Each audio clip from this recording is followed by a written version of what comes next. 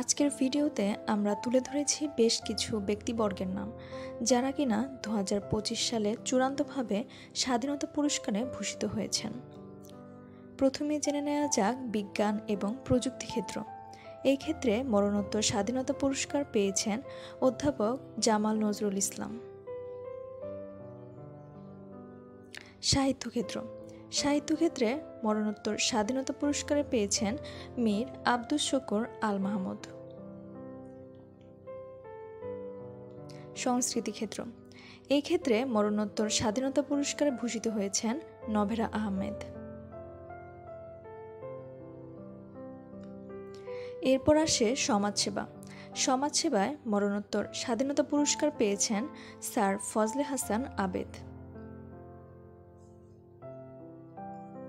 মুক্তিযুদ্ধ এবং সংস্কৃতি, এই ক্ষেত্রে মরণোত্তর স্বাধীনতা পুরস্কার পেয়েছেন আমাদের অতি পরিচিত মুখ আজম খান।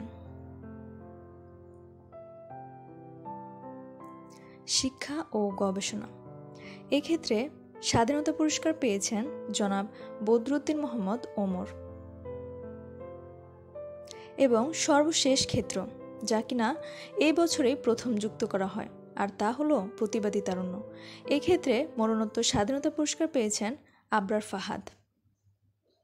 আশা করি ভিডিওটি আপনাদের কাছে ভালো লেগেছে। এরপর ভিডিওতে আপনারা কী ধরনের তথ্য পেতে চান তা আমাদেরকে কমেন্ট বক্সে জানান।